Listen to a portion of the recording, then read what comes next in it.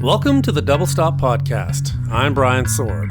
Well, it's been a lot longer than I ever expected, but we're finally back. This episode, I have a second interview with Chris Collier, who I last talked to almost exactly 10 years ago. And let me tell you, Chris really delivers the goods in this interview. He has some amazing stories to tell. So let's jump right back into it. This is my chat with Chris Collier.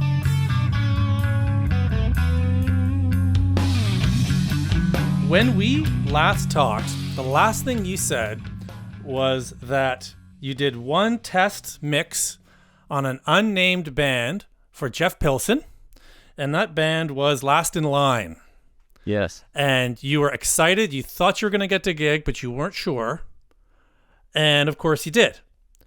So let's start with that process of you getting that gig and the mixing of that album. Okay.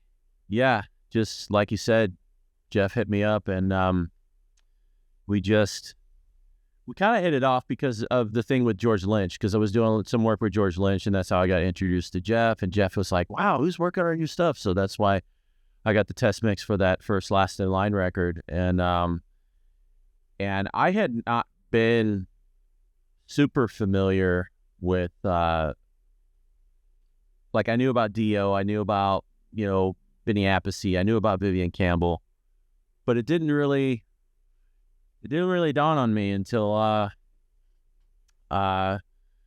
actually heard the names and I started putting everything together, and I was like, oh my gosh, it's gonna be kind of cool, man. We're gonna be working with legends. And then, when Jeff hit me up about doing the test mix, it was cool. And then from there, it was great. The band loved the mixes, and we just went from there. And yeah. And then that started the snowball with doing the rest of the stuff with them. So now, what was the direction Jeff gave you on that album? Because it does sound like an old school record. Well, the direction if I recall correctly, he just let me do my thing. And I kind of gathered where it was coming from because Jeff did a really great job on the production. So I kind of got what I needed from that. But he just let me do my thing. And then we discussed a little bit of it after I started doing my thing on the first song. And then when I got to do the record, then I started hearing from Vinny. And I'd worked with Vinny before in the past, but, he likes his drums loud, and I was just like, okay, big bombastic drums. I went back and listened to Holy Diver, and I was just going, okay, now I get where he's coming from, those kinds of things. So, yep, that was it. It was very minimal direction because I think I caught it right away. I wasn't trying to like sample layer it and do all the modern production tricks that they do now. I just mixed it, and that's exactly what they wanted. So, and I think until that point, you were pretty heavily known as from George Lynch, because you worked on a ton of different things with him, from Lynch Mob to KXM to that was a big part of, at that point, your name. And I think you the T&N record with Jeff Pilson, you'd already done that as well, I think, right? I actually didn't do that stuff. You didn't? I think the last thing I attempted with Pilson was the Warrant record that he did. And that's an interesting story, but needless to say, I didn't get that gig. And I think it was because of the band, not Jeff. But you win some, lose some. But after that, I don't think I did any more stuff with Jeff. So then when the Last in Line record came out, your name seemed to rise. Did that open some doors? A little bit, actually. It was KXM. KXM really did a lot for me, to be honest with you. And I think that's where that came from, was Jeff was hearing the George records and then he heard the KXM stuff and he's like, oh, okay, this guy's like a real deal or whatever. And but from that, I think I got Joel Hoekstra, and I got to mix his solo record. And then through Joel, I met David Coverdale. That's right. And that became a whole other thing. So exactly, and we'll get there. Yeah. So we'll just plow through on Last in Line. So you do Heavy Crown, and then you get Brock back in for album 2 with again Jeff Pilson. Mm-hmm. And was that basically like, the deal, go do your thing again? Yep, pretty much. And it was cool it's always cool to do the first record, but it's when you get asked to do the second and so on, that's when you realize, okay, they really like what I'm doing. I'm onto something here. And, they're deeply appreciative of my work. I'm easy to work with. I don't like hold stuff for hostage. I don't, try to manipulate things. I'm just there to do my job, and hopefully they dig it. And it was even better. It was an even cooler experience the second time around, just to be able to do that. So. And what was cooler? The familiarity or? Familiarity and the trust, like just realizing the trust that the band had in not only what they think their vision is for the record, but my vision as well, because that's when you hire a mixer. You hire them because, one, the first record you're taking a chance, and then they get it, and then they want to hire you again because they know you're going to get it again. You're not going to try to manipulate or change it, and especially since they weren't trying to revolutionize anything. They're just doing their thing, and they appreciate what you've done in the past, and they just want you to do it again. That's pretty much what it was. So now, things take a change for Jericho. Jeff Pilson is no longer involved, as far as I know. I don't know if he was too busy or if they just want to move in a different direction, but all of a sudden you're stepping in as the producer. So how did that come about?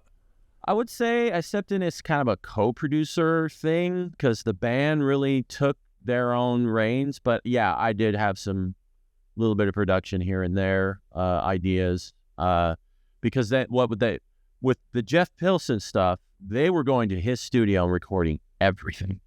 With Jericho, it was like Andy did a lot of vocals at his house. Phil Susan did some bass at his house. We did a lot of the tracking, like a lot of the bed tracking at the studio where we tracked the drums. So a lot of that stuff was imagined there, and with some of my input. I wouldn't say like I said, it was like a co-production thing. It wasn't a full production thing.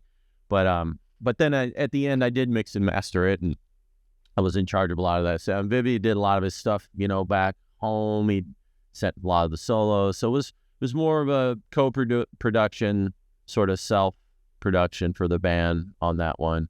But I really got to just, take the reins more on the mixing and mastering side, like I had done before. But I also had the pleasure of recording them all together in the room too for the drums. So yeah, and that's the key. That's the first time you're in the room when things are being recorded. Yeah. Even though it's a very modern sounding album where the drums and some bed tracks are there, and then everybody goes home to record. Yeah, I mean that's a lot of common practice nowadays, especially with budgets being the way they are and technology being the way it is. So I mean, I deal with so many bands like that. I mean, metal bands, hardcore bands, rock bands, all sorts of stuff. I mean, they just recorded themselves, and I'm usually at the end mixing and mastering it, or 80% of my work is mixing and mastering. But and what side do you prefer? If I'm to be honest, mixing and mastering. Yeah. I love production, and like where I'm at now, and I can't really talk about it, but just I'm solely a producer. There are situations where I'm just in charge of keeping everyone in line, making sure everything sounds great. I hire my partner, who we've done a lot of work with together. They call him Fluff. His name is James Harley. Just things like that. I mean, every now and again I get a production role, just a strict production role. But if I were to choose one, in the end, if I'm going to retire, I'm going to mix and master record. So there are records now that you don't mix yourself. There's only been a few. Wow. Okay. Yeah. That is a big change. Yeah. Okay. So from last in line, I'm just going to jump back to some Lynch Mob stuff, because when we last talked, sure, you had recorded Rebel. Mm-hmm. And you had recorded the music. The vocals weren't on it yet. That's where we were at. Yeah. So that's an interesting record, because again, you got Jeff Pilson coming back to play bass for the first time in Lynch Mob. Obviously, him and George have a history that goes back forever, but that was an interesting twist for that record. So what was that experience like for you to record that record? Again, with the comfort of working with people you worked with for a long time. Again, familiarity, and yeah, that when Jeff was doing the bass, that was cool because I think we went over to the studio and did all that because obviously you just got the setup, and then all the drums were done at Brian Tichy's house, and on his old, really, really old school Pro Tools rig, ain't broke, don't fix it rig, right? And it was cool. And then obviously we did all the guitars with George. We did some stuff at Jeff's, but I think we did most of the stuff at George's house and his setup. Again, the whole home scenario thing, like everyone just, not everyone in the studio doing everything all at once. It was just kind of a separate deal on that one. And then and same thing with Oni. Just did all the vocals with Oni at George's place, which was great. And then me and him had a lot of, I produced him a lot of that stuff. But yeah, it was cool. I mean, every experience is different. And working with legendary artists is always different than working with young, fresh artists because you get to see the perspectives and how they look at things and how the dynamics are, how much trust you get, how much trust they put in you. That's one thing that's actually the same no matter what. Obviously those, whether they're veterans or fresh guys, there's a reason they're there. They put their trust in you, and what you give back to them is equal. So they realize that, and that's a huge thing. That's a huge similar thing between the two kind of spectrums of experience versus fresh, but yeah, I would say the experience is just, it is what it is. To me, it's just like whatever it is. I'm a jack of all trades, master of none guy. It's just like, okay, you want me to produce your record only? Cool, that's fine. You want me to help you write the record and then I'm done? Cool. You want me to do everything? Sure. Okay, I can do it. Let's do it. So every experience is different, and for me, it's just, it is what it is. It's hard to explain. It's really hard to explain and put down into one focused thing. It's really interesting for me because when we talked last time, you mentioned it was the first time you'd ever been interviewed. I was the first one to come along, is what you said. Yep. And now it's 10 years later with a long line. I have the paper in front of me, all the things I want to talk about. And cool. So I can see it's really amazing because you're very different. You're very confident, and you're, as you should be, because you've done a hell of a lot of work over the last 10 years, but you speak very differently. Your perspective is very different, I think, than it was 10 years ago, having done all these things. It's really interesting. And that last record's interesting to me. Hear you say that, for Jericho, where you did some drums and then everybody's singing you files.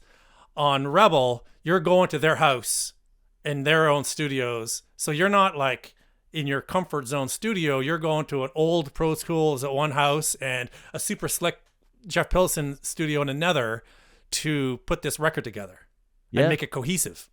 Yeah. And at that point, you got to put your technical hat on too, because not only are you thinking about the art, but you're thinking about, okay, how am I going to mesh this all together since it's recorded in different spots? And like I mentioned earlier, the technology is better. So I know the basics. I know how to get a signal into the mic pre. I know how to drive the mic pre the right way to get what I want without it distorting, yada, yada. See, that's where the technical stuff comes in. And it's like, okay, as long as I get a clean signal, I can deal with it more in post. But at Pilson's place, it was like, okay, we can go and we use this 1073 and go into 1176 and got to compress it, this bitch and bass sound and I love that. I love the commitment factor. That's my favorite. You commit it, set it, forget it, because when I pull up the faders and I go to mix, I'm like, cool. Just a couple little things, moving on. As opposed to today's day and age where you get, like with metal, a lot of metal records, I end up like reprogramming the drums. I put my own samples on it. I get DI bass and DI guitars with some reference. And it's basically my job to shape and mold their sound. Sometimes that's just the way it is. But with, like in the case of Rebel, I just gotta, sometimes, I gotta put my technical hat on and I go, just make sure the signals are clean and make sure everything's recorded correctly. There's no distortions, no clipping, there's none of this. And they get the tones that they want. And then, so when I get to the end result, it's like, okay, it's, it is what it is. Pull the faders up, do my thing, and then the record's done. But yeah, That's pretty much it. So. And one final note on that, and this is just a personal comment, is that I've been a big fan of Jeff Pilson's bass tone, recent bass tone, not necessarily old Dokken tone, but he's got a very distinctive sound now. And on the Rebel, that sound is loud and proud. Like you really feel the bass, as opposed to, again, the old Dokken records, which you could barely even hear them. Right. But on that one, like you feel it in your chest, his killer aggressive bass tone.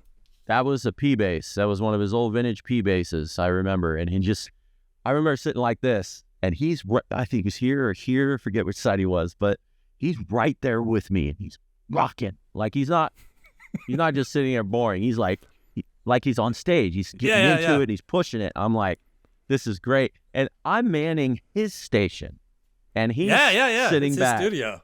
Yeah. So there's a different. That was cool to me because he put his trust in me to be able to run the ship, and he could just rock out and do his artist thing. And if I remember anything from that, that's what I remember the most. That's super cool. Right next to me rocking out. It was amazing. So let's jump ahead to the next Lynch Mob record that you did, Brotherhood. To my ears, that's the best Lynch Mob record since the first one. Like, that record to me is like, that's it. Of all the recent Lynch Mob stuff, really, since Weekend Sensation, that's the jewel. There's a lot more experimentation, I think, and to my ears, I can hear the effort. That sounds like a record that a lot of effort was put into. Like some records, you go and you bang it out, and it's good, and it is what it is. That one, it felt like there was some real effort involved. How do I fit on that one? Yeah, I think you're correct. And again, this was one of those where, and this time Jimmy DeAnda was on drums, and he did his drums at his studio. And I actually remember going over there, helping him like get his setup right. I mean, Jimmy and I have always been like that way. He's always texts me, "Hey, how do I get this? I'm getting this new piece of gear." So I would go over there and help him get his setup right so he could track the drums for the record.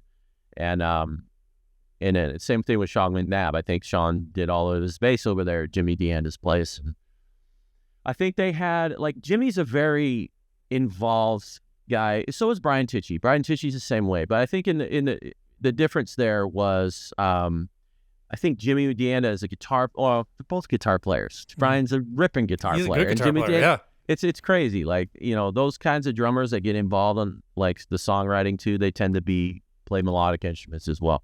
And Jimmy DeAnda is no different. And he's amazing. And I've always loved his swag and his feel too.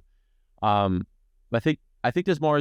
They just explored more. I really, on that stuff, I think I ended up producing more of George's guitar stuff and the vocals than I did with the rhythm section, because I just, that was kind of a let him do their thing kind of thing. And I was brought in, just to help them set it up. And then obviously we're still working with George at the time at his home. Same scenario. Recorded George's guitars at home, at his house. We did vocals at his house too with Oni. So, but that was, I think the chemistry was a lot different because you've got, you got a different rhythm section. So altogether, that's going to make the record different. You can take Jimmy and Sean and put them on the Rebel record, and it would be a completely different thing, right? So fair. That to me is what I think what was happening. And I think at the time too, there was a lot more closeness going on. That's why I think they called the record Brotherhood, because they were just doing so many things more together as a group rather than separately, rather than George writing riffs and then someone playing on top of it. Okay, play the bass. I think it was more of a camaraderie. And maybe that's what I hear. Sense. Maybe that's just what I hear, is that they actually, you can tell when a band writes it together or writes it apart. Yeah. And that record, my God, they did a music video for a song that doesn't even have a guitar solo. Like there are some different things in that record than you were used to hearing. Hey, sometimes it's refreshing. You never know. Oh, for sure. No, I say that to his credit. You know what I mean? At this point, for him to do a song without a solo and make it a single is kind of interesting. So to move on, we've got, since we last talked, you did 2 more KXM records. and there's been whispers of a third, like of a fourth one coming at some point. But Scatterbrain and Circle of Dolls. Now, was that basically the same idea as the first record, where the first concept, if I recall, was they're going to the studio, they don't have anything, they're going to write and record a record in like a week or two, and really use the inspiration that comes to see what they can come up with. Yep. Is that the next two records follow the same, same style? Yep. That's the beauty of it. No one comes. I mean, they come with riffs maybe that they recorded in their phone. Hey, how about this? How about this? Oh, okay. That's pretty much it. They don't come with a preconceived notion of a full song or anything like that. It's always one riff. It's never more than one. So, and then everyone collaborates on it. I mean, that's the long and short of it. And that's how the second and third record came to be too. And you have to be confident, because that's pressure, like, to deliver. Yeah. And you know what? I'll tell you what, man, like, just watching it happen, and some days I was like, are they going to get this song today? And then all of a sudden, you come back from like dinner break or something, or lunch break, and you're like, there it is. And then they complete the song, and then it's done. Like, I think there was only a couple days where we had to bleed into the second day to finish the song. But then on that second day, they'd finish another song. So it would just continue forward. And there's, again, that chemistry was like, you didn't know. You had no idea. From the day that at a George Lynch Christmas party where he joked to them about, hey, maybe we try something, and to the day, like to the last day of mixing Circle of Dolls, it's just like, wow, man, you guys have something crazy going on here that I don't think it deserves a lot more attention than it gets, Yeah, I love those records. I think they're killer. Yeah. If there is a fourth record, would you be involved in that, or is that a wait and see? We talked about it. It's in talk right now. Like, I talk with Ray all the time. So there's hints of it, but the other half of it is getting it off the ground and getting everyone's schedules to coincide. And so there's nothing on a calendar yet. There's nothing. It's just really just being talked about. So who knows if it's going to happen within the year or if it's going to happen next year. I have no idea. So, well, hopefully it happens. I hope so too. Okay, so let's jump into Whitesnake, which we talked a little bit with the Joel Hoekstra connection, because this one fascinates me. Okay, so please explain Joel Hoekstra. He joins Whitesnake. Take it from there. Okay, so I'm gonna tell you the whole story. I'm gonna try to be as brief as I can. I love Habit Burger. It's one of my favorite places to eat. Okay. I pull up to my favorite. When I lived in California, I frequented that place 3 or 4 times a week. And it's not just the burgers, it's salads, and they got great stuff, right? So I'm not just a fat slob who just eats burgers all the time. But anyways, I'm sitting there pulling up, and I'm on the phone with Joel Hoekstra. He's like, or no, I think it was a text. He texted me as I was pulling up, and I look and I go, he's like, please listen to this record. Please listen to it. Because he had already been talking to me. He's like, dude, I've got you in David's ear. Listen to this record and please just tell me what you think. And I'm gonna expose it all right now. I don't think it's because the new Purple thing is out already. So sure, okay. So there was a version of the Purple album that they did that was out. And then they ended up taking it off. But it was out in the public on Spotify, and I would listen to it. And within the first 30 seconds of this first song, I'm going, oh God, this doesn't sound good. How did this make it? I get to song 3, and I'm just like, mistriggers, misfires, muddy, this, that. I mean, it was like, oh wow, this ain't good. And there was a reason he told me to listen to that before he started talking to me about it. He knew. He's like, okay. He's like, so you listen to it, right? I go, yeah. He's like, okay. Now you understand why I'm trying to get you up here. And at this point, I think I mixed the first record. I know that for him, his solo record. Like him, I think we mixed the second record after. The timeline's a little screwy on that. But anyways, he puts me in contact with the manager guy at the time, his longtime assistant. And they had already talked about and getting me up there to do a test mix right in front of the man himself. So I was like, okay. And this was like a year and a half in the making, off and on. Like, things weren't certain. And this is for the album Flesh and Blood that they had just finished recording, and they started mixing. But that's why Joel was like, dude, we need you up here. I've been taught, Reb has heard my record, and he's like, who's that? We got to get him up here. We got to at least get him up here to test mix in front of David. So that's exactly what I did. I requested a couple things just to be up there so I'd be comfortable, but he had a full-blown studio in his house, and it built out the garage, and it's an amazing setup, right? So I get there, and I meet the man, and it's an amazing time. I end up mixing the lead single off that record. Forget what it's called, whatever. But I mixed the lead single. I mixed it in like a day, like start to finish, samples, everything I wanted to do. I cleared the session. I said, get all the automation off, get all the plugins off. I want a clean session. I'm going to start from scratch. And he came in just rocking, like loved it. And he was just like, right? Now I'm remembering, because that album, it came out, like there was something, and then there was an announcement that something happened to the hard drive or something for the Flesh and Blood record. And then it was delayed. Yeah, it's delayed because they brought you in at that point. They brought me in. Okay, that makes sense. Oh, this is great. It had nothing to do with hard drives. Right. Some things, you throw out there just to tell the public, hey, sure, you got to buy some time. This is what's going on. You got to buy a little time. Pushing the release date, you got to buy some time. So then he was impressed, and then he had me mix 2 more songs. I think I mixed 2 more songs in like the span of the week I was there. And I did the same thing, just mix them in a day. And he comes in, and the next day we do notes that day, and he's just like, turn this up, turn this down. And he's just like, and he's moving and grooving, and he's excited. And so that's when, and then I went home, and then I found out he was going to bring me up for 2 more weeks so we can finish the record. I'm like, great. And we finished it so fast that toward the end of that, he had me going through the Slide It In multi-tracks, because then he started talking to me about what he's going to do for the future of Whitesnake,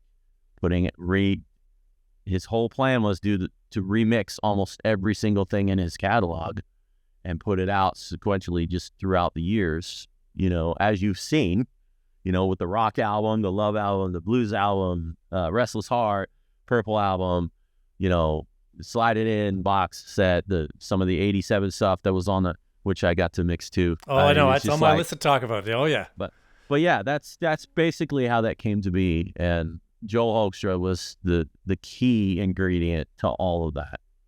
And I still thank him to this day, man. I'm just like, you brought me to the mountain, man. It's just crazy. Yeah, that's a crazy gig. So tell me about working with David Coverdale. You gave me a little bit. He's obviously very enthusiastic, but yeah, I hear he's a real proper gentleman. Why don't you tell me about working with David? Christopher Darling. Yes. It's always Christopher. It's never Chris. Right. And it's David, not Dave, ever. It's very proper. In his phone, I remember putting my number in his phone, and I put Chris Collier. He's like, no. Christopher Collier. I'm like, you got it. So, no, he's an absolute treat to work with. When you're in the confines of just being private and there's nobody around, and it's literally just me and him to my left all the time. It's constant stories and jokes and having fun, and he's a great person, very genuinely loving person. Absolutely, 100%. If there were ever bad things said about him, which I don't know, but I'm pretty sure it wasn't in, it may have been a time or a mood he was in or something, but my experience with him, always been 100% positive all the time.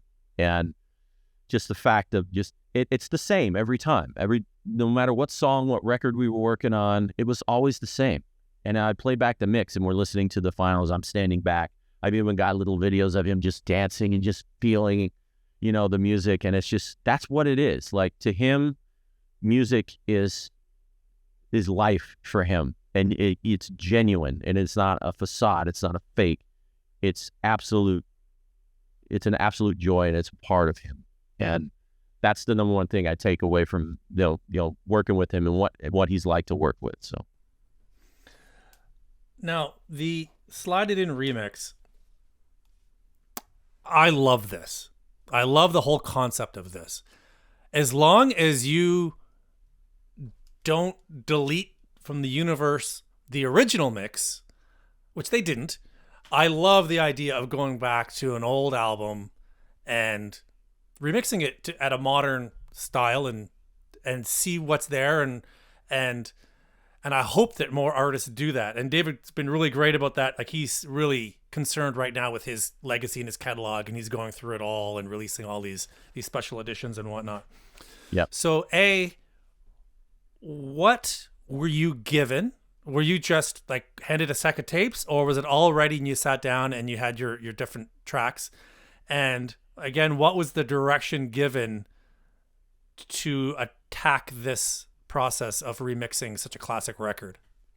Well, let me preface it with this. My dad, back in the day, one of his biggest singing influences when he was playing live was David Coverdale and Glenn Hughes. Those were his top two. So my dad used to cover Love Ain't No Stranger off the Slide It In record. When I was 12, I remember driving back to Kansas from California for my stepmom's family. We'd go there sometimes for Christmas, and in my little cassette Walkman was the Slide It In record. And I would listen to it frontwards, backwards, all the way there, all the way back.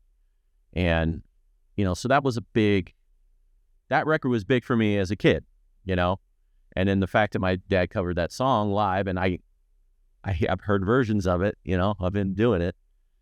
That was huge. So when he asked me to tackle that record, I was going. And when I opened that song, I sent a picture to my dad, and I took a picture of the title of the song. I go, oh my God. And I sat there and listened to the raw tracks, and I got goosebumps. I got emotional because I was brought back to that time. But as far as the music being transferred, they had already done the digital transfer. Like, they had been in process of doing that long before I got there. So it was all in Pro Tools already. It was already digitized and everything. So, and I tell you this, those tracks were some of the cleanest tracks I had ever heard. Raw tracks. Like, we talked about committing your tracks and not just getting DIs or whatever, committing to the tones. That was a classic case of that. They always committed. Everything was just top notch and sounding amazing. That room sound in the drums, when you hear it on that record, that's that room. That's that, whatever it was, the loading dock that they mic'd up at that studio. It's just like, that's it. You don't need reverbs on that stuff. But yeah, that was a really personal kind of thing, because then I got to dissect and go in and listen and go, wow, that's what that sounds like. That's what that sounds like. I got the solo, the drums. I'm going, mine was just completely blown. Just with how that's well Cozy all Powell this stuff was too. done. So, dude, right? Like, and being a drummer, like, you just appreciate those things like so much more, and you want to emphasize those things, and then the approach was, in my mind already, I was already like, I want to preserve this. I want to still have what I listened to and what I got excited about when I was a kid listening to it. But I also want to just give it a little more girth, a little more oomph, a little more push, and give it that modern edge. So it's kind of teetering on that line a little bit. But to David Coverdale's, approval, that's all you can ask for. And he was just so excited about it. And that's what motivated me to keep doing it that way and going through the rest of the record. Needless to say, that was probably one of the most fun mixing experiences I've ever had. So, were there any surprises did you find buried in the tracks that you didn't know were going to be there? Yeah, it's usually at the end of the tracks. Bugger off, or some like vocal stuff, or if there was a fade out, you never got to hear what was past the fade out. So stuff like that. little, like even before he would do takes, and they're, because they'd roll tape and you just keep it all in, and sometimes you don't do the mute automation. It's just there, and you hear his lip smacking or and then the rev up vocal, and it's cool. It's cool to hear that stuff for That's sure. Super cool. Now, how long were you there doing all this work? Because you did a lot of mixing and remixing in a period there. Well, it started in September 2018, so throughout 2019, I made many trips up there, all the way up until right before COVID, I want to say. But it was a lot. And every stint was at least 2 weeks. So I wasn't used to leaving because, I learned early when I played with Lynch Mob. Then I went on tour with Lynch Mob for a summer playing drums. I learned then quick. I'm like, the road ain't for me, man. I don't want to travel. So it was a little hard being away from home at times, but I knew the advantages and what was coming out of it. And, but yeah, it was just 2 week stints for about a year and a half, off and on. Yeah. And were there other songs, because you got to do some of the 87 album remixes, and were any other highlights for you personally that meant a lot to get to work on?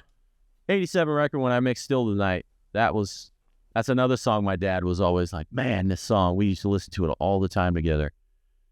Man, just hearing that song.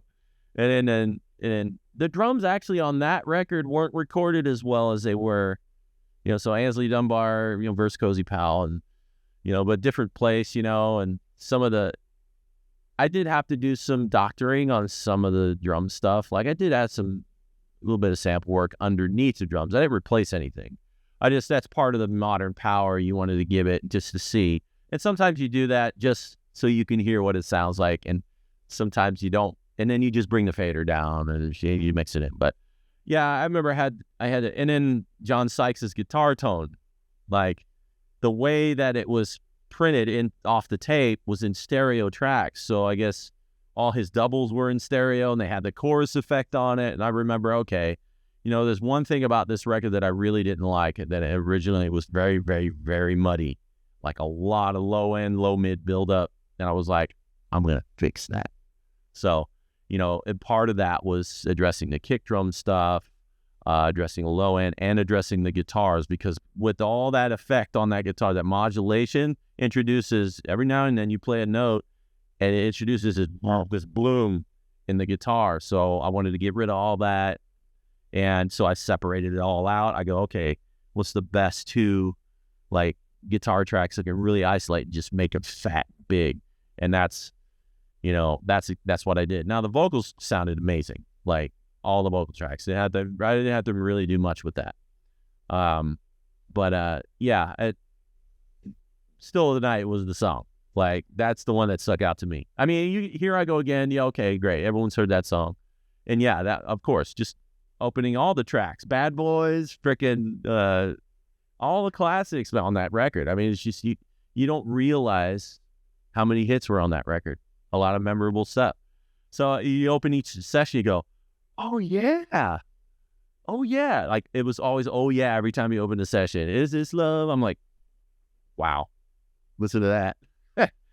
But Still the Night is the one that stuck out. It's interesting that you mentioned how strong the vocals were, because I was lucky enough, I got to interview Keith Olsen before he passed away, and we talked about recording that record. Yeah. And David had just had vocal surgery, and he was very timid and afraid, because he didn't have the confidence in his voice back, because it had just been kind of repaired. Yep. And he talked about kind of almost tricking him for the first couple vocal takes to oh no, we're not really recording, just do a warm up, and hit record, and that's some of the stuff he used. So it's interesting to hear that, looking back all these years later on those original tracks and how great they were, considering I don't think David had a ton of confidence walking in the studio at that time because of... Yeah. When you got a voice like that, even after recovery, I know it's hard on the psyche. I can only imagine. But when you got a voice like that, it's still in you, in here. Somehow it gets out. And then Keith playing with his psyche, that's perfect. There's no other way you could have done it probably then. You could have just, because because nowadays, because of hard drive space, we record everything. We don't even tell them that we record. We record everything. So he already had that mindset, and that's a brilliant technique that he pulled off there. Nice. That's cool. Okay, so let's jump ahead to Korn for the Requiem album from 2022. Was that the first time you'd worked with Korn? No. I got involved with Korn in 2015. So the story on that is another snowball.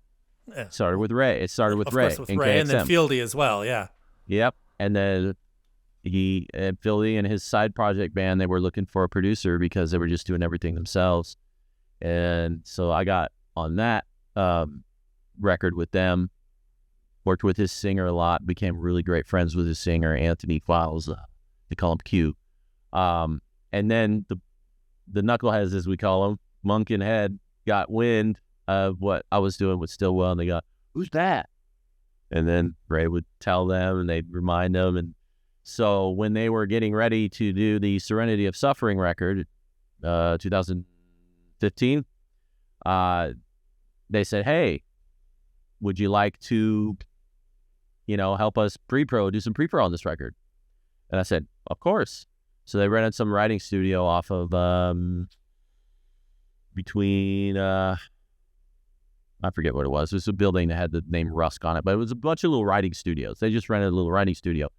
And I just brought my rig. Even though it wasn't portable, I said, "I don't care. I'm doing anything it takes. I'm bringing the big cheese grater. I'm bringing this rack. I'm carting it up the stairs and down the stairs. I don't care. I'm doing this." So that's how that started. So I only did pre-production on that record. And then I got asked to do some vocal fixes, come up to Bakersfield, where their HQ is, and do some vocal fixes with John. And then that was it. And then I got asked to help with pre-pro again on the Nothing. And mind you, Nick Raskolinix was the chosen producer for Serenity, and he also did the Nothing. And Nick has a great freaking track record. I met Nick before Nick met the band. So that was cool to talk to him, because he was trying to get in my head. He's like, "Okay, how are these guys?" And then we started talking about each other, and then he wanted to know about me, what I did and all that. So that was a cool experience, just to get to hang out with him and talk with him, and then work with him during the pre-production process.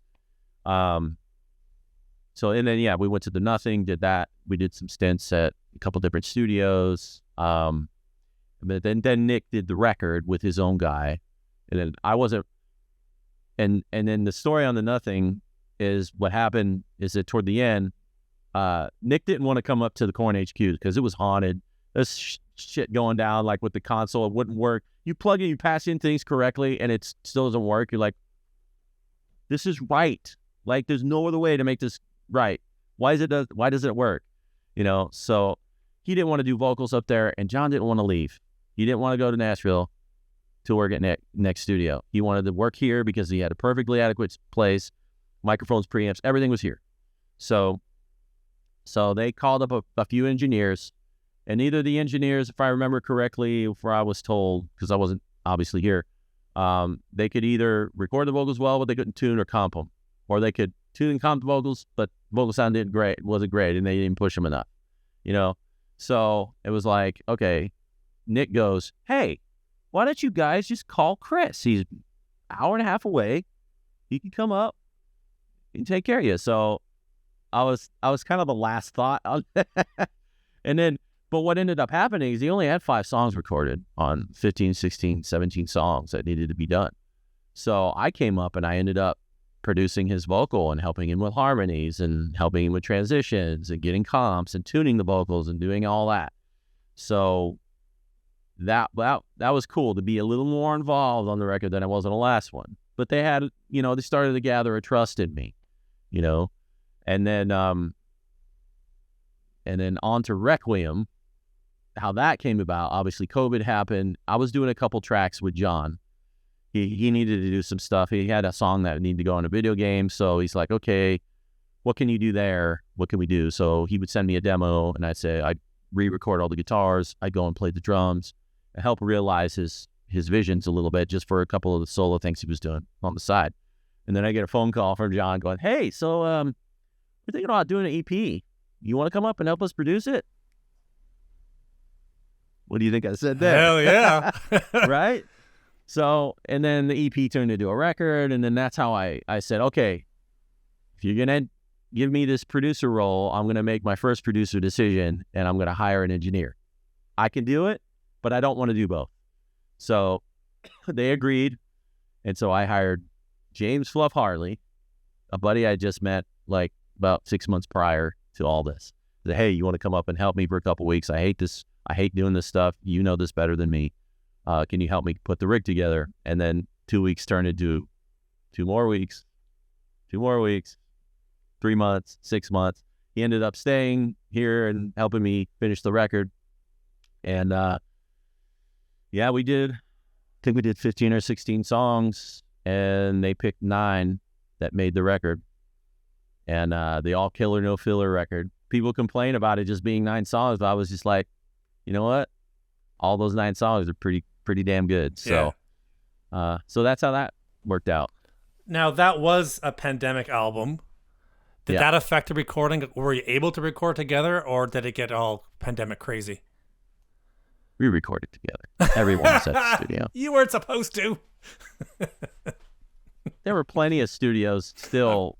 I'm not going to name names, but there were plenty of studios that were open privately. I'm just kidding. Of course there were. Yeah. Work's got to get done.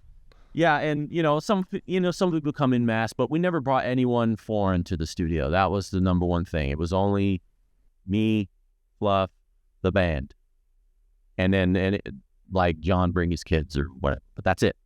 Like nobody else. And that ended up, you said, a 6-month process recording that record? 6 to 8 months, I want to say. It was long, but it was off and on. Like, okay. And it was kind of a weird process because we were doing writing at the same time, and then we, at the end of the writing, we do the recording. So it was kind of a mix of the two. 6 to 8 months of all of that happening all at the same time. So now this is trust built up over quite a few years, slowly building up to this. Now, when you're working with this band, is your process, or do you have to work completely different than you would doing this versus Last in Line or something like that? It's a little different because, okay, like Vinny's a legend, Vivian's a legend, obviously David Coverdale's a legend, and George is a legend. Joel, all of them are pretty much legends in their own right. So when you're working with those people, you kind of learn how their quirks are. You start to figure out over the years going, okay, I'm starting to sense a trend in kind of these guys that have had success in the past, and sometimes it's settled down, and then they're trying to, come back up. So and all things happen for a reason. So there's a reason I was brought, this happened and brought to these kinds of personalities in this band. Everyone in this band is the best person ever. Like they're amazing people. That's the number one thing if I'm going to take away from everybody I've worked with. They're all amazing people, like all of them. They're all amazing human beings. Put all the success, put all that aside, just amazing human beings, and they care. They have a lot of caring, a lot of love for a lot of things. So just coming in and working with these kinds of guys, because these guys were like, not only were they big, they were huge. They set a trend. They set a new precedent, like a new genre. They created it. They are responsible for it.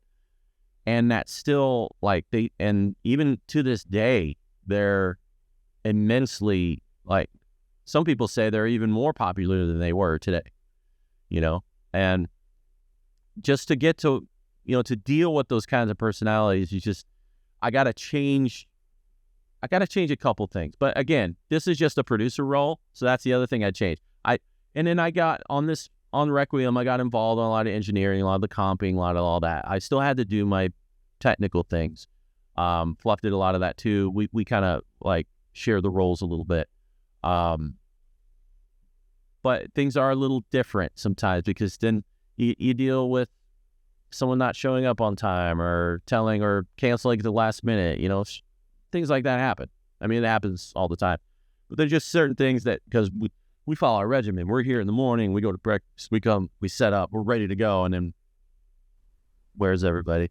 They start trickling in. It's just little things like that sure. that throw off your game a little bit. But yeah, there's definitely like a difference, some differences or some things I had to change and approaches I had to change because the big one was working with Jonathan. Now, I worked with him on the Nothing, but when we did it on Requiem, it was like I would throw things at him. Like, for instance, I say, hey, can you try this? And I throw a line at him. He's like, I don't want to do that. I'm like, okay. And then you do it a couple more times, and he says he doesn't want to do that. And it's like, okay. So you got to kind of sit back. I can't, like, you figure out I can't really control the situation the way I would normally control it with another singer. So even though I proved myself, I could sing with him, I could sing in harmonies, I could help him with all that. And which I did, which in that case, when we did harmonies, it was like, oh, try this one. Oh, that doesn't work. Try this one. Try this one. Try this one. That was when he was a little more open. But when it comes to when he came to his main vocal, he was set in his ways a little bit. But that was probably a pretty good example of things I had to change, and I had to like just shift gears a little bit on. And on the guitar side, they're a little different as well as a band in terms of not a lot of guitar solos. You know, that's not really the thing, but a lot of interesting sounds that you have to try to capture. You know, Yep. like, is that all done with fingers and guitars, or is there other tricks behind it? No, it's them. One thing that Nick did very cleverly is that I ripped from, I'm going to say, is he had them play together. Like, had them play at the same time. They didn't do Monkey goes first, Brian goes second. No, they played at the same time. And when leads came up, we would overdub. Okay, Head has this lead here, and then Monk has these little effects here, and then we just overdub that real quick. And then they'd get back together and we'd play. The two of them sat in a room. I have a picture on Instagram that has both of them side by side, and I'm off to the side. That's exactly how we recorded everything. And they're going off each other. Hey, why don't we change this? That riff's not working.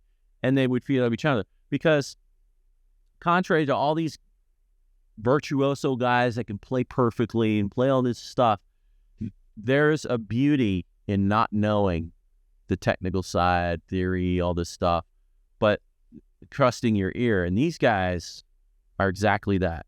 They're amazing at what they do, and nobody else can replicate what they do. And there's a magic in that.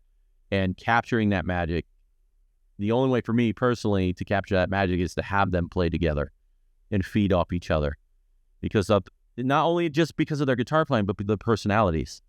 You know, Brian has a little bit of ADD, and Monk is the workhorse. So it's kind of, okay, he brings him back in a little bit. And then Brian is the master melody guy. What, you know, you hear Falling Away From Me. That's all Brian. Like, all those little tiny melody things you hear, that's all Brian. And funny enough, Brian is a huge George Lynch fan. Oh, like, really? Oh, totally. Like, wow. 100%. Like, I think he even had the guitar. I think he had the Tiger Stripe guitar back in the day. Amazing. I think he did. See, yeah, you never can tell. Lynch. You never can tell, because Nope. that's the last person I would think for his style of guitar playing would be George Lynch. Right. And, you know, because we're in writing sessions, right? And he'd go and play Lay It Down in between takes. And or he'd play like a, you know, what was it? What was the Lynch riff he always plays? We'd screw around with all these 80s licks all the time. I'm like, you're an 80s child, aren't you? He's like, oh, yeah, they talk about it. And Monk's a huge Steve Vai fan, too. So you wouldn't know it if you didn't ask them or if they didn't mention it, you know? See, I've had this theory. Vai did a record called Sex and Religion in the very, very early 90s. And that's the only thing to me that sounded like Korn. When Korn came out, that's the only thing I could compare it to was that album. So I kind of feel like they heard that one. Because if you listen to that record now, it's just like there is a hint of Korn in that. They played Ibanez guitars. Yeah, I think mainly because of Steve Vai. They had the universes with the handles, and then Steve Vai played a 7-string on, I believe it's that record. Yeah. Oh yeah. You never heard that, and then John Petrucci picked it up in Dream Theater, and then that was way after, but you know, and then Korn just sort of took it and ran with it, and then they made the 7-string popular to the masses because they hit it big, right? But again, they were getting it from their heroes and being influenced by them. So it's, I mean, what else can you say? Yeah, it's interesting too because they became huge at a time where the Guitar Hero wasn't cool. Even though they may have had their heroes, that wasn't what was in anymore at the time. Yeah, Nirvana came and just completely changed the game. Yeah, exactly. All that Seattle sound said, no guitars are those anymore. There was a live record from that tour. I don't know if it was like a Spotify record or a real release, but were you involved in that? Because I can't find much about it. It's called Requiem Mass Live. Oh, yeah. Yeah, I mix and master that. Now, was that your first live record? That's the first one I know of that you were involved in then. Actually, no, I did. I mixed some Whitesnake live stuff like Rock in Rio. Of course. I did that. We did a couple test runs at his studio while I was mixing some stuff with him. A couple 5.1 tests I did on some live stuff. But the Rock in Rio one was, and I think I did something else too. I forget what it was. We were messing around with stuff. But that was probably the only live stuff I did prior to that. I also did Korn Monumental when they did that live stream on top of the Stranger Things building in LA. I mixed and mastered that before it hit. It wasn't a live stream, but it was, they recorded it. I mixed it, and then it came out as an official live stream. But yeah, I already done that, and then the Requiem Mass. Does the approach change for live recordings? Yes. It changes in the fact there's a lot more editing. Aha! And everything's in one session. I mean, there's a lot of different guys like to mix albums in one session. I personally don't like to do that. But with the live thing, you have to do that because it's usually all just the same channels going on, who playing what, who's singing what. But there's a lot of editing, a lot of cutting out, a lot of just, especially in the vocals. And the vocals are the worst usually because we got to put like stuff that filters out all that stuff. And when he sings, there could be a cymbal. He's behind a cymbal and it's going while he's doing his sing. It's like, how do you fix that stuff, So there's all those different little variables and you got to figure out. And then there's a couple little re-recording things you got to do just because, dude, we have to re-record this part. There's no way, like, it's going to sound good. We can't make it happen. So, but yeah, it's a totally different thing. I mean, some things are the same, obviously. It's a recording, and you apply your things to it. But then, how do those things sound as compared to doing a real record? Okay, well, I got to change a couple things. You got to go through. You really got to make sure those edits are top notch. And sometimes guitar player flubs this chorus, but he didn't flub that chorus, and you got to go. You can slide that over. Yeah, there's a lot of that happens. I mean, I can appreciate some of that, but I also appreciate like unedited, straight to live stream recordings that you just hear the rawness of it. But some bands just want it like nice and clean and pure, and they want to make sure it's right before it hits public, and that's cool. That's cool too. So I've dealt with both. I've dealt with having to go back and do a little bit of re-recording, and then just having to work with what I had.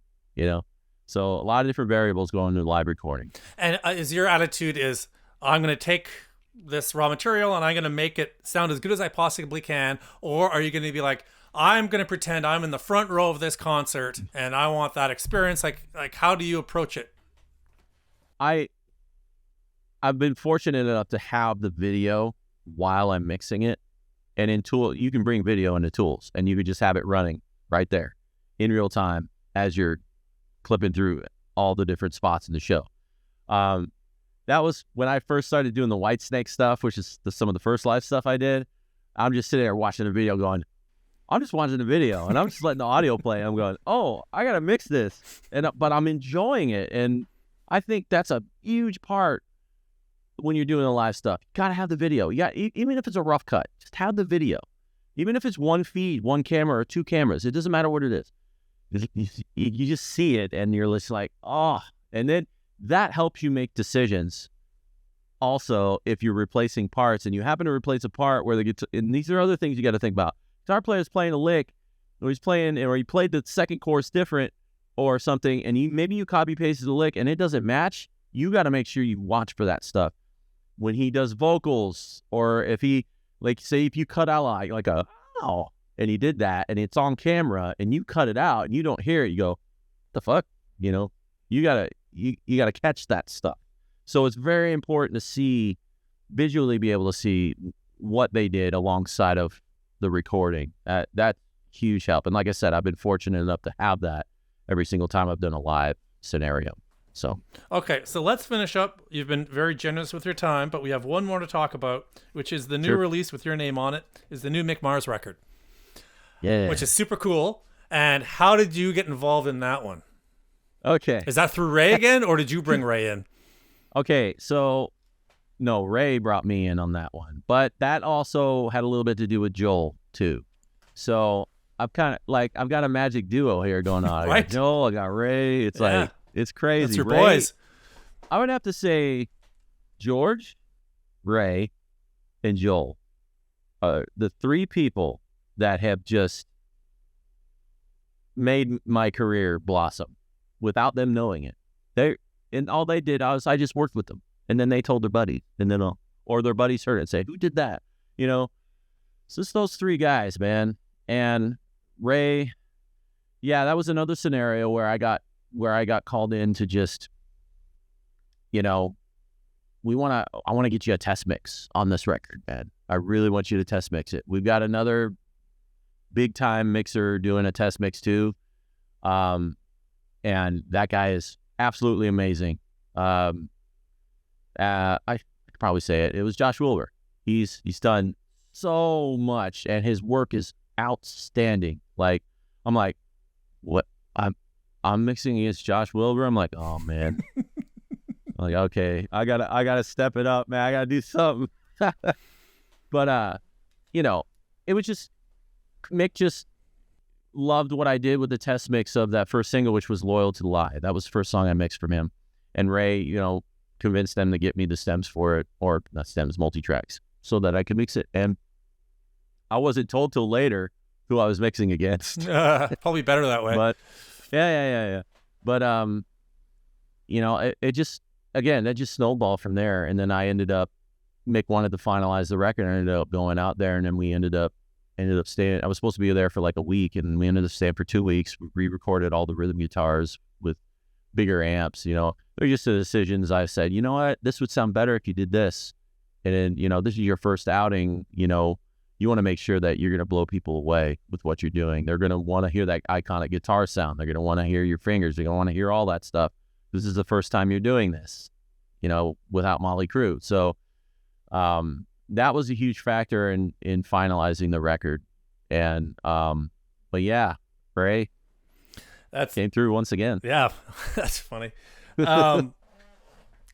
So I have some confusion about what exactly was your role on that record, because like I look online and it's got Michael Wagner as the producer, and I'm like, well, I know he produced early on when there was John Corabi involved, but then he retired. Like, did he produce the record, or did you produce the record? That's where it started. It started with Michael Wagner, Mick, and Ray, I think, was brought in during that time, you know, once they were doing that.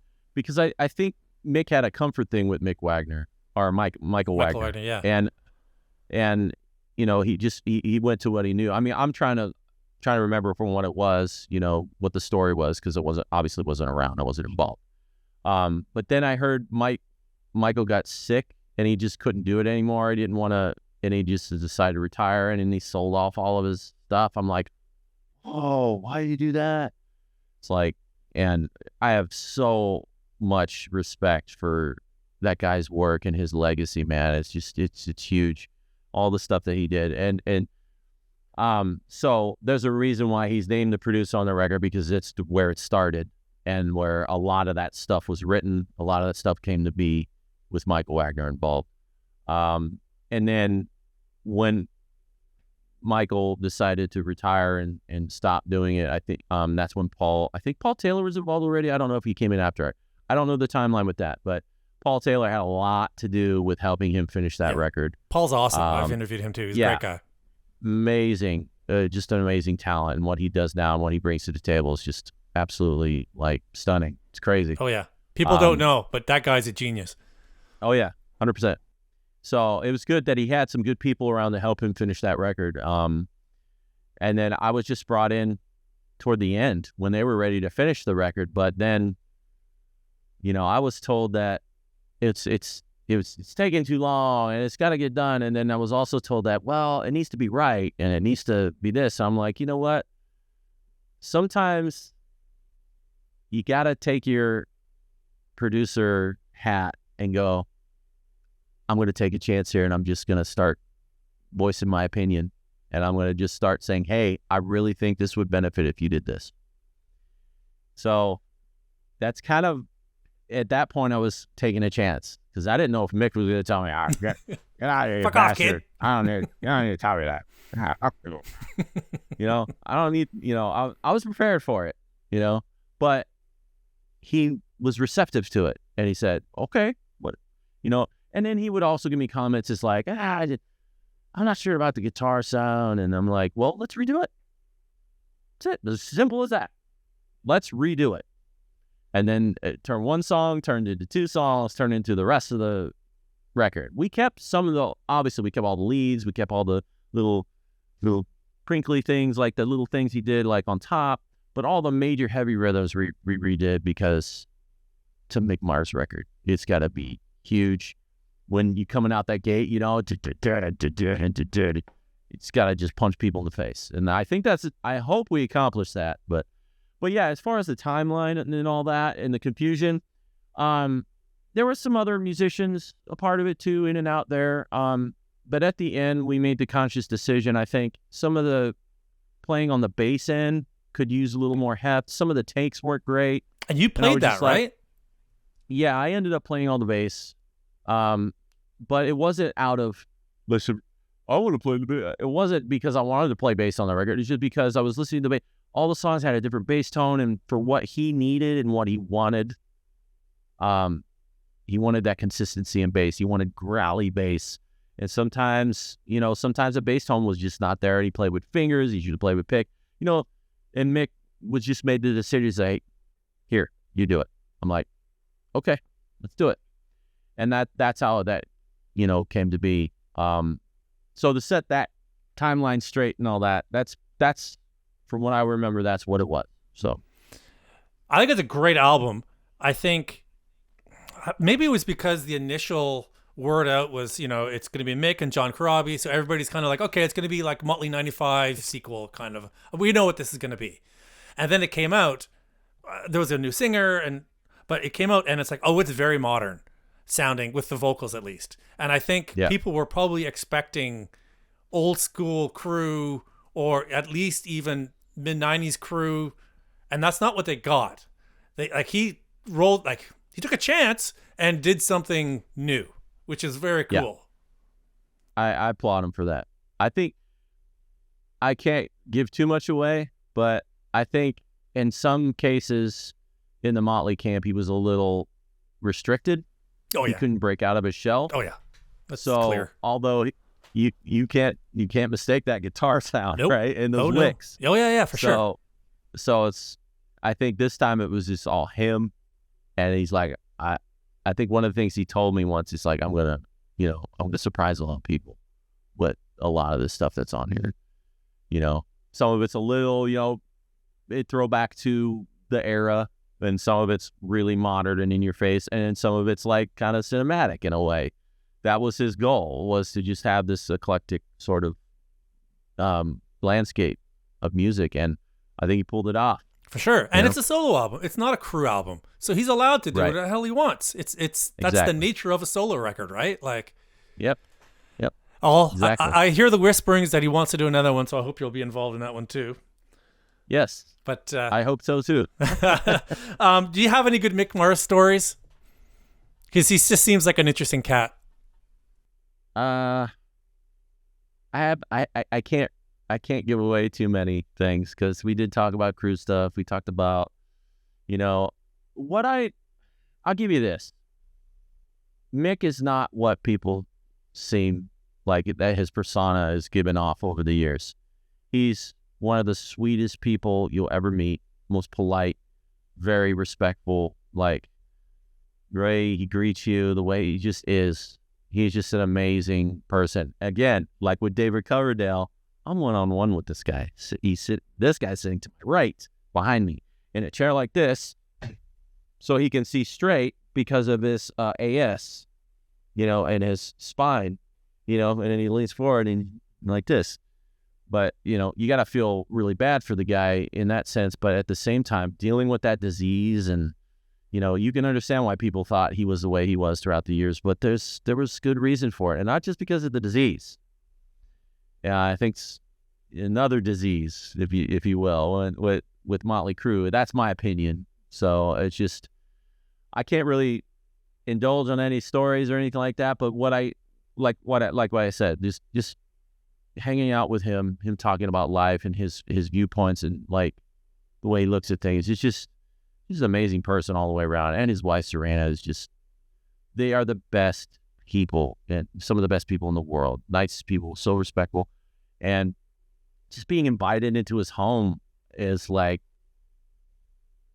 how many people, with that stature, give you the respect like that and just are so nice and hospitable and cooking dinner all the time for you. And then it's just amazing. It's just an amazing guy. And that's all I can really say about him, really. Well, Chris, I think my time is up. It's been brilliant again. Awesome. So I'll let you run off and go make a whole bunch of cool new records. And then I'll give it a few years and I'll come knocking again to see if we can do another interview. Dude, I'm always here for you, man. I really appreciate the first time you reached out and then checking in again 10 years later. Right? Can you believe that? That's nuts to me. Wow. But I hope to accumulate some more stuff like this in the next 10 years. At the rate you're going, like it's been a heck of a decade for you. Well, I appreciate it, man, immensely. Okay, that was Chris Collier. I'm not sure who will be next, but I do have a bunch of interview requests out, so I'll have another interview in the next week or two. Now, to be clear, this is not a one-off episode. I am fully committed to doing the show again long term. But I'm just not ready to say there will be an episode every week. Frankly, it's too much stress, and if I don't keep this fun, it won't be sustainable. So for now, let's just say I'll have a new episode every week or two. That's it for this time. I'm Brian Sword. Thanks for listening.